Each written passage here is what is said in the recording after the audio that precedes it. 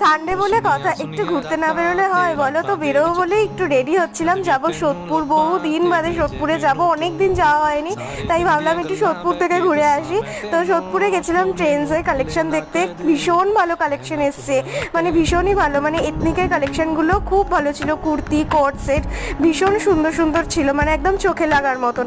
আর ছেলেদের পোর্শনেও মানে ভালো ছিল কালেকশন, ওখানে বাই টু গেট ওয়ান এরকম কিছু একটা অফার দিচ্ছিল। তোমরা কিন্তু গিয়ে কেনাকাটা করে আসতেই পারো। বাট ম্যাক্সে তারপরে গেছিলাম, আমার ম্যাক্সে খুব একটা চোখে লাগার মতন কালেকশন পছন্দ হয়নি। দেন তারপরে গেছিলাম খেতে, মানে যেখানেই যাব খাওয়াটা তো মাস্ট।